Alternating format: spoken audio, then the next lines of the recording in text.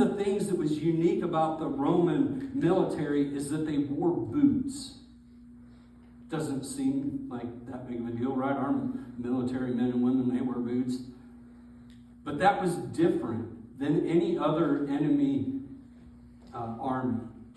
The Romans were the only ones that wore boots. And they weren't just boots. They came up knee high and they had shields on the front. And one of the things that the Roman military could do that no one else could do is that they could go further, faster. They could go further and faster. They would often run down their enemy because their enemy wore sandals or didn't wear shoes at all. And they were running across rugged terrain. And so what would happen is that the Roman military, they wouldn't run fast, but they were consistent.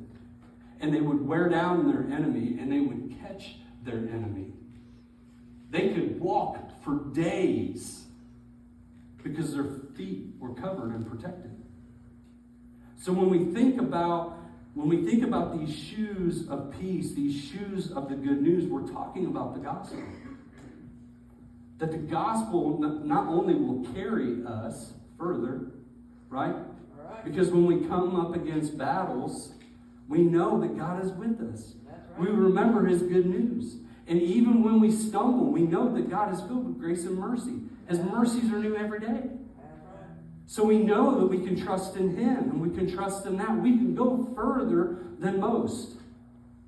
When those who don't have Christ come up against difficulties, they just crumble, don't they? We see it around us all the time. They don't know what to do. We know what to do.